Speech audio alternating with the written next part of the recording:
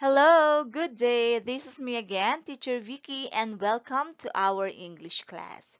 We are now on week 8 of quarter 3, elements of a narrative, conflict, plot, and theme.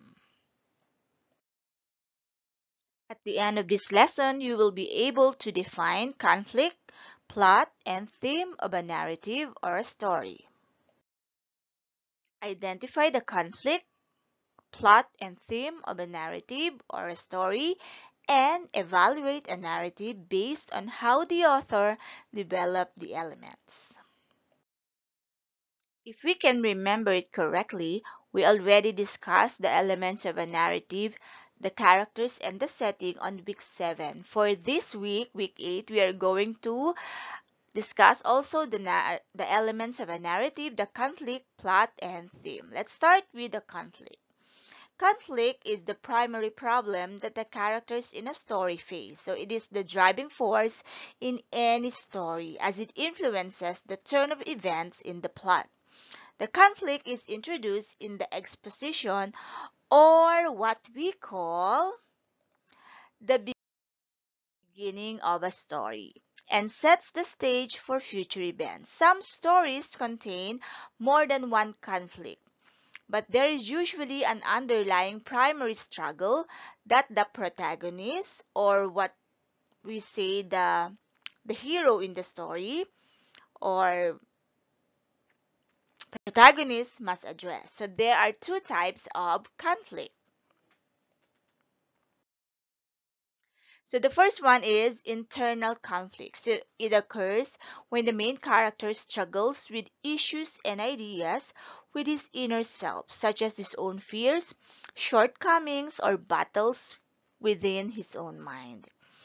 And there is what we also call the external conflict. So it occurs when the main character struggles with other characters or outside forces such as the society, nature, weather, or the gods.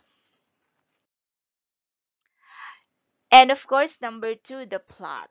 Plot is the sequence of events that make up a story, whether it is told, written, filmed, or sung. The plot is the story, and more specifically, how the story develops, unfolds, and moves in time. So again, there are actually 5 elements in a plot, and they are, okay, so the first one is exposition. So exposition means the beginning of the story. This is where the characters, setting, and the main conflict are actually introduced. Next is the rising action. So it occurs when the main problem or conflict is addressed with a form of action. It is the part when the main character faces the problem and tries to solve it.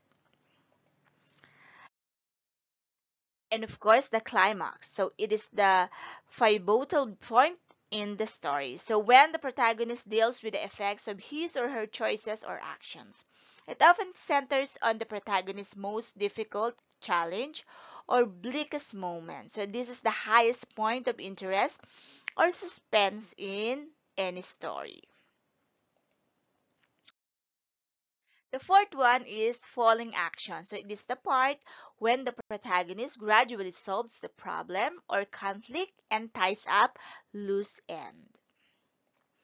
And of course, the last is the resolution or denouement. So it tells us what happens to the characters after the conflict is resolved and gives the ending of the story.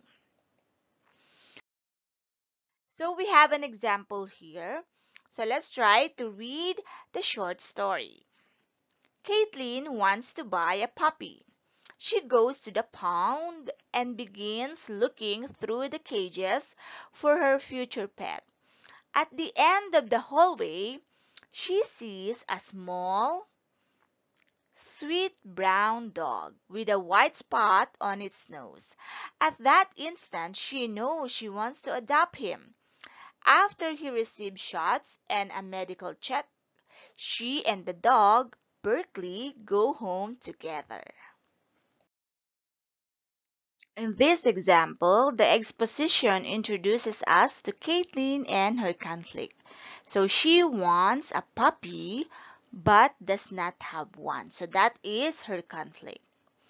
The rising action occurs as she enters the pound and begins looking, while the climax is when she sees the dog of her dreams and decides to adopt him. The falling action consists of a quick medical check before the resolution or the ending, so when Caitlin and Berkeley happily head home. The next element of the story is the theme. It is the central meaning of a narrative. It tells the reader what the work is about. The theme is expressed through what the characters say, do, and think, and through the actions that take place within the story. Okay, so let us read the text below and then we're going to answer some questions carefully later. The title of the story is Peter the Basketball Player. Peter wants to be on the basketball team in his school, but he is worried he will not make the team. So he spends months working out as hard as possible, preparing for tryouts. At tryouts, he amazes coaches with his skill as a center. They ask him to be their starting center that year and give him a jersey. Peter leaves the gym blissful. Okay, so now let's try to answer the following questions. But before that, okay, so again, you can pause the video if you need more time to answer this question. Okay, so now let's start. Exposition. How did the story begin and who are the characters and where did the story happen? The story begins when Peter wanting to be a basketball player. And who are the characters? Of course, it is Peter. And some of the minor characters are the coach and even the other basketball player. And where did the story happen? It actually happened in the gym of the school. Okay, so the conflict is what was the problem of the main character? Of course, he is worrying that he cannot make it on the team. How about the rising action? So what did the main character do to try to solve his problem? He prepared for the tryout by working out and of course practicing the basketball. Okay, so the climax is what was the most exciting or interesting part of the story? Actually, it is actually during the tryout. So he amazes the coach with his skills as a center player. Falling action. How was the main character's problem solved? He was asked by the team to be their center player. And the resolution? What is the ending of the story? He joined the team and became very happy. And of course, what is the story all about? And what is the point the author is trying to say? The story is about a boy who dreamed to be a basketball player and what he did to reach his dream.